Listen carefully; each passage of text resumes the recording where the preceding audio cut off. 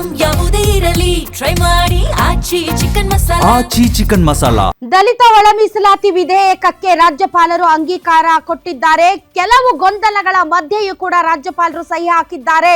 ಮೀಸಲಾತಿ ವಿಚಾರದಲ್ಲಿ ಒಳಪಂಗಡಗಳ ನಡುವೆ ಗೊಂದಲ ಏರ್ಪಟ್ಟಿತ್ತು. ಹೀಗಾಗಿ ಸಹಿ ಹಾಕ್ತಾರಾ ಇಲ್ವಾ, ಪೆಂಡಿಂಗ್ ಇಟ್ಕೊಳ್ತಾರಾ ಗವರ್ನರ್ ಅನ್ನುವಂತಹ ಮಾತಿತ್ತು. ಆದ್ರೆ ಈಗ ಬರ್ತಾ ಇರುವಂತಹ ಮಾಹಿತಿಯ ಪ್ರಕಾರ ದಲಿತ ಒಳ ಮೀಸಲಾತಿ ವಿಧೇಯಕಕ್ಕೆ ರಾಜ್ಯಪಾಲರು ಅಂಗೀಕಾರ ಕೊಟ್ಟಿದ್ದಾರೆ, ಸಹಿ ಹಾಕಿದ್ದಾರೆ. ಇವತ್ತು ಕೂಡ ದಲಿತ ಸಚಿವರು ಭೇಟಿಯಾಗಿದ್ರು ರಾಜ್ಯಪಾಲರನ್ನ.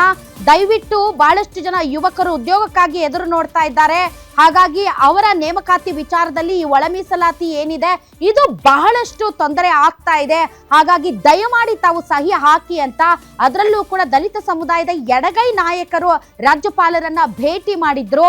ಈ ಹಿಂದೆ ರಾಜ್ಯಪಾಲರು ಕೂಡ ಈ ಒಂದು ಮೀಸಲಾತಿ ವಿಚಾರಕ್ಕೆ ಸಂಬಂಧಪಟ್ಟಂತೆ ಇರುವಂತಹ ಗೊಂದಲಗಳ ಬಗ್ಗೆ ವಿವರಣೆ ಕೊಡಿ ಅಂತ ಕೇಳಿದ್ದರು.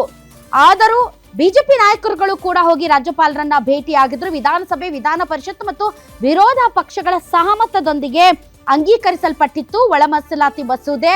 ರಾಜ್ಯಪಾಲರ ಅನುಮೋದನೆಗೆ ಹೋಗಿತ್ತು. ರಾಜ್ಯಪಾಲರು ಒಂದಿಷ್ಟು ವಿವರಣೆಗಳನ್ನ ಕೇಳಿದ್ರು.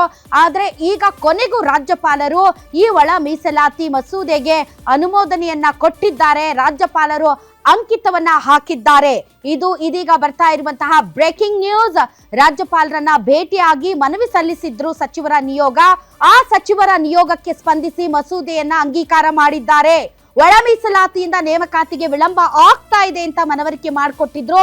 ಮನವರಿಕೆಯ ನಂತರ ರಾಜ್ಯಪಾಲರಿಂದ ಬಿಲ್ಲಿಗೆ ಅಂಕಿತ ಬಿದ್ದಿದೆ.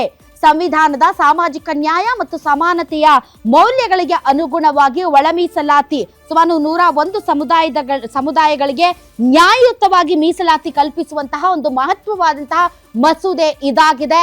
ಈ ಒಳ ಮೀಸಲಾತಿ ಅನ್ನೋದು ಬಹಳಷ್ಟು ವಿಚಾರಗಳಿಗೆ ತೊಡಕಾಗಿ ಪರಿಣಮಿಸಿತ್ತು. ಕಾನೂನಿನ ಹೋರಾಟ ಕೂಡ ಪ್ಯಾರಲಲ್ಲಿ ನಡೀತಾ ಇದೆ.